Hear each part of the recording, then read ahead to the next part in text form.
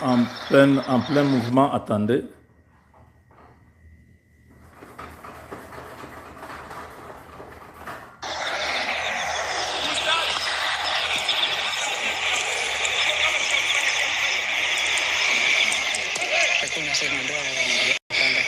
Sauti yako.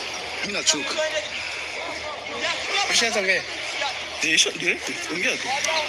Okay. Les Wazalendo sont partout. En train de chercher ces gens, c'est terrible. Ils ne laissent pas un seul centimètre à l'ennemi. Ils sont en train de les traquer partout. Je dis bien, ils les traquent partout. Ça, c'est le cauchemar que Kagame a rencontré dans sa vie. C'est jeune.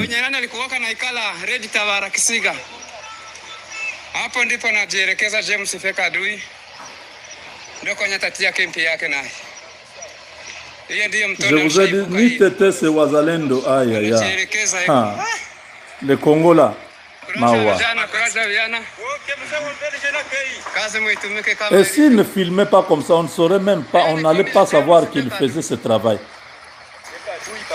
Ça fait presque 4 ans jour pour jour que ces jeunes gens sont dans toutes les montagnes. Pour vous dire que ces jeunes sont efficaces, vous voyez, ils n'ont pas perdu. Hein? Si on les tuait, on pouvait dire, ah, les Wazalendo de là, on les a tués, ils ont abandonné. Regardez, ils sont toujours là. C'est-à-dire que ces jeunes sont très dynamiques. Plus que ceux qui sont formés dans les centres de formation comme les militaires là. Ça, c'est self-made. Donc, ces gens sont en train de... C'est un peu comme les autodidactes. Nos militaires qu'on a formés dans les centres là. Peut-être beaucoup n'arrivent pas à faire ce que ces enfants font. Monter dans les montagnes, descendre, monter, descendre. Tous les jours, ils sont en train de traquer l'ennemi partout, en train de coincer l'ennemi partout.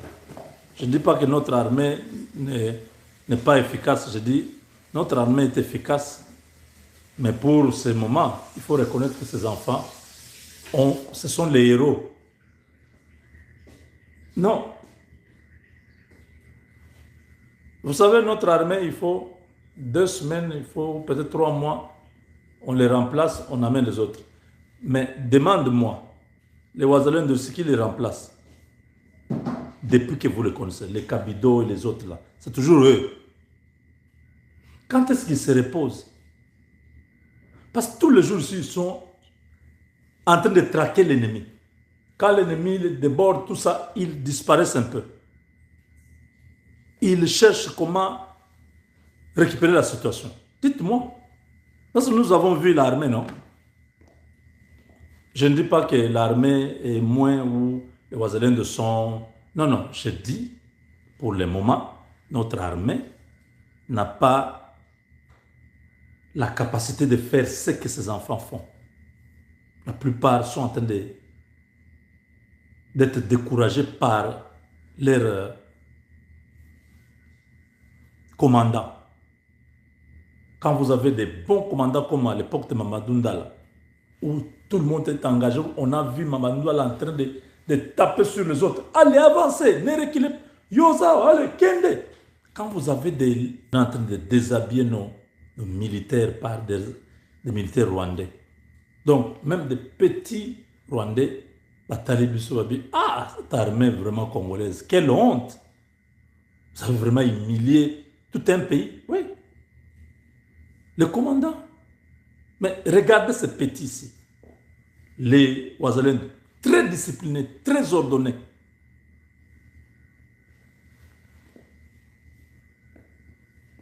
Pour moi, je pouvais prendre le chef, un des responsables comme Yakutumbala, je le nomme comme vraiment au sud du Kivu là-bas, je lui donne tout le Kivu. Avec tous ces Wazalendo, on leur donne seulement quelques formations sur les droits humanitaires, des choses comme ça. Oui, parce qu'ils se battent déjà. Hein? trouvez quelqu'un qui est en train de conduire, même s'il n'a pas le permis de conduire. Il conduit déjà, non? Oui, oui. Maintenant, dites-lui, bon, vous voyez le code de la route, ça veut dire ça, ça, ça. Mais il conduit déjà. Ces enfants ont les armes. Ils se battent matin, midi, soir. Ils savent comment entrer dans les tranchées. Ils ont des notions élémentaires. Et ils se battent depuis que la guerre a commencé. Ils ne meurent pas. Ils sont là en train de poursuivre les Rwandais partout.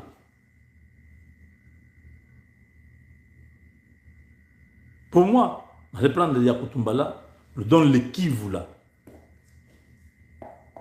Prenez ici, lui qui connaît tous ces groupes armés là, tous les matériels, on lui donne. Il dispatche. Tous les autres généraux là, les Kabido et les autres, oui, ils sont ces seconds, tout ça, ils prennent des secteurs. C'est fini. Aussi, ça les Kambouana.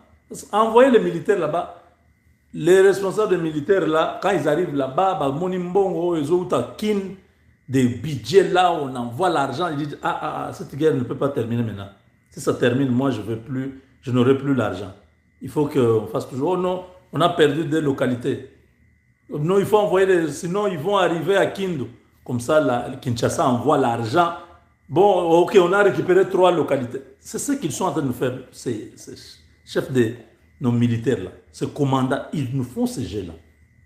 Pour terminer ça, moi, si cela dépendait de moi, je nommerais un des grands combattants de Ouazalendo là. Je donne la responsabilité, la logistique, je donne à un autre général. Bon, ils sont tous là-bas généraux, hein, ceux qui ont des groupes là. Il y en a qui ont 500 combattants, il y en a qui ont 2000 combattants, ainsi de suite. Ils vont se retrouver. Bon, voilà. Nous voulons maintenant vous responsabiliser pour le dékiv. Prenez ça.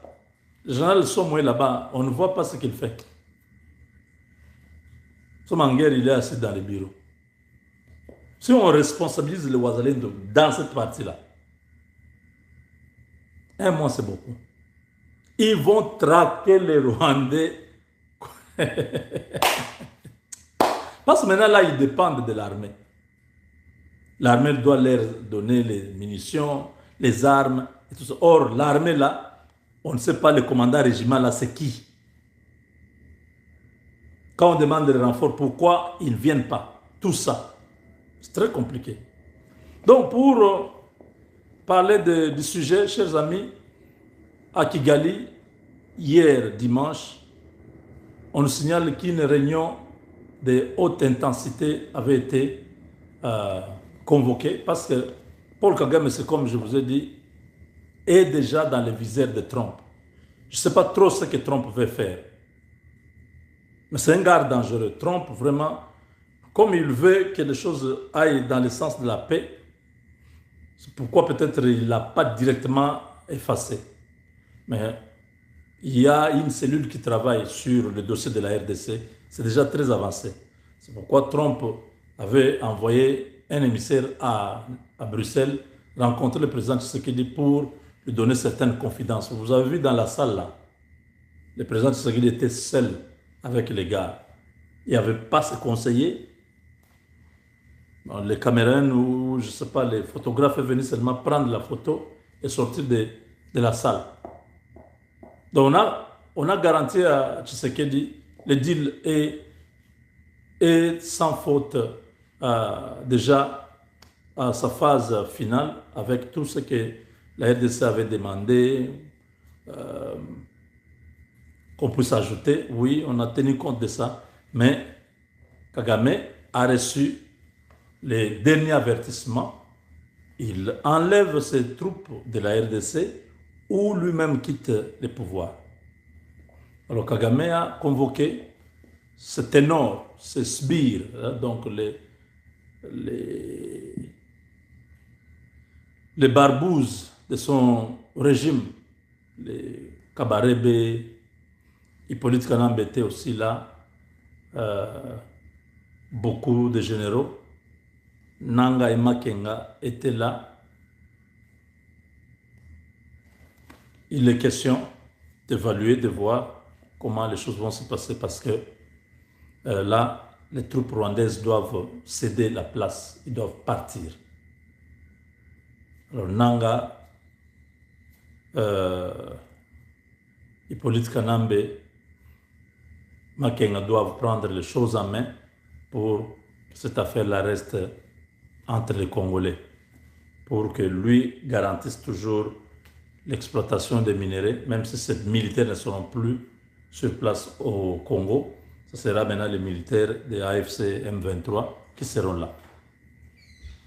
Il faut faire du bruit, il faut que cette histoire devienne politique pour que les dialogues puissent se tenir et que les M23 FC puissent être déversés dans l'armée congolaise, les autorités politiques comme les Hippolyte Kanambe, les Bissimo, tout ça, puissent rentrer dans la vie civile, dans la vie politique avec amnistie et tout ça. C'est de ça qu'il s'agit. Et c'est pourquoi Hippolyte Kanambe a convoqué les opposants au Kenya, c'est pour aller reconfigurer la rébellion qui est à l'est du Congo, parce que Kagame est en train de se retirer. Il faut que tous ces opposants puissent être ensemble pour faire comme un RCD de l'époque. Vous verrez les Sessanga et les autres, bientôt ils seront à Goma. Ce que je vous dis aujourd'hui, retenez, c'est de ça qu'il s'agit, parce que le Rwanda avait complètement se retirer, enlever ses batteries anti-missiles et tout ça. Il va laisser, quand les Américains, parce qu'il y a cette histoire de CONOPS, cette commission-là va vérifier pour voir que non, maintenant c'est seulement les Congolais entre eux, les autres ne sont pas d'accord, les autres, bon, Doha, on décide, il faut qu'il y ait un dialogue politique entre les partis, que la paix puisse revenir. C'est ce scénario-là qui est prévu, et Hippolyte Kanambe veut se hisser comme les grands leaders de tous les autres opposants. Il va les acheter, sûrement tous. Tous vont recevoir des millions dans leur compte pour qu'il puisse les présenter lui comme les grands leaders, comme il est condamné à mort, que cela puisse contribuer dans le sens d'atténuer la crise avec un dialogue où on va l'amnistier et tout ça. Vous voyez, c'est cette réunion. Nous disons aux Congolais, soyez prudents. Les Rwandais n'oublient pas. Les Tutsis comme Hippolyte Kanambe, ils n'oublient pas. Tant qu'il n'a pas eu la tête de Félix, ce n'est pas terminé. Donc, il ne faut pas que le président Tshisekedi puisse baisser la garde en disant non, voilà, nous sommes frères. Il n'y a pas frère. Hippolyte Kanambe n'est pas ton frère. Il a tenté de t'éliminer combien de fois? Ça ne sert à rien. Ça se perd le temps. Ce monsieur-là, c'est comme la justice a déjà décidé, il faut les neutraliser. Il ne faut pas les laisser vous neutraliser. Parce que le pouvoir est sacré. Donc, quand vous avez le pouvoir, il ne faut pas jouer avec le pouvoir. Kagame ne blague pas. Bon, il est dictateur, oui, mais vous êtes démocrate, vous n'allez pas laisser les gens jouer comme ça avec un pays parce que vous êtes démocrate, non. Dans la démocratie, il y a la loi. Et nous, Congolais, ne sommes pas d'accord que vous puissiez laisser les Ambongo là, les Cholé, en train de raconter tout ce qu'ils font là, en train de soutenir visiblement l'ennemi. Aujourd'hui, les propos de Sessanga m'ont choqué à un niveau, je ne sais pas. Comment ces gens sont libres au Congo en train de faire les lits de l'ennemi? Si les Américains et les autres entendaient ça, ils disent, bon voilà, les Congolais eux-mêmes soutiennent la rébellion. Ça ne se fait pas. J'ai proposé la semaine dernière ici que le président peut prendre une décision, mettre le Congo en état d'urgence, un état d'urgence, où la constitution est suspendue, le parlement est fermé, il le dirige avec les ordonnances. Il nomme quelques généraux, quelques militaires plutôt, à la tête des provinces. L'affaire là est finie. Mobilisation générale pour bouter l'ennemi dehors. C'est possible. Mais avec cette tendance qui va vers la perte d'influence de Kagame en RDC, je crois que nous avons la possibilité de faire mieux maintenant. Il faut que la constitution soit changée parce qu'ils étaient contents, non? Nanga a aidé à freiner le changement de la constitution. Non. Il n'a rien stoppé. Même si on ne change pas la constitution, mais Félix ne va pas quitter le pouvoir. C'est un peu ça. Vous êtes là-bas à l'Est, vous ne ferez rien parce que maintenant, là, la frappe que vous allez recevoir quand les militaires rwandais vont se retirer, ça sera terrible. Alors, dans la réunion au Rwanda, ils ont prévu un recrutement forcé en masse. Donc, sur l'ensemble du territoire occupé par l'ennemi, beaucoup de jeunes vont être kidnappés par force. Ils vont prendre même des enfants qui ont déjà 14-15 ans à l'école, tout ça. Ils vont les amener de force à Tchanzu, à Runyonyi, là-bas pour la formation à Rumangabo. Donc, tous les enfants, tous les jeunes qui sont à Bukavu, tout ça, en tout cas, prenez des dispositions. Et les Wazalendo, aidez-nous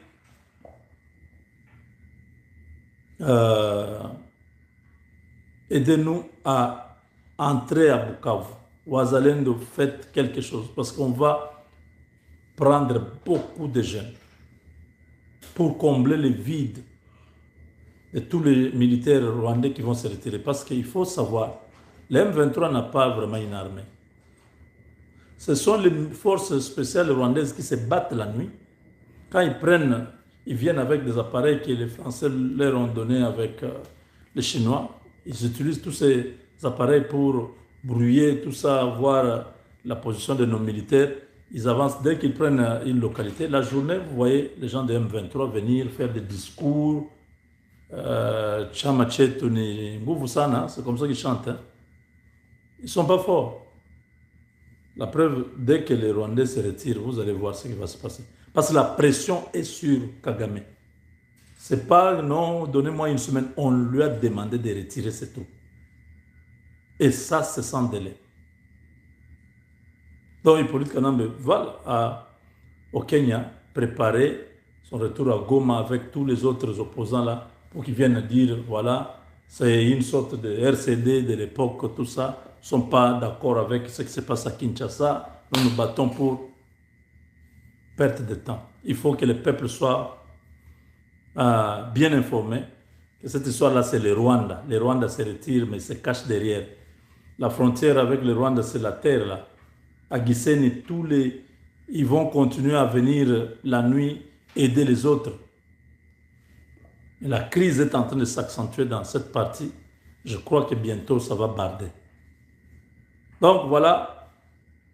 J'aimerais que nos Wazalendo continuent à pousser. Hein? Nous vous aimons beaucoup, nous prions pour vous. Que Dieu vous donne la force de libérer et le Kivu et même le Rwanda. Parce qu'il faut faire partir Kagame du pouvoir dès que nous avons fini au Kivu. Avec Dieu, nous vaincrons.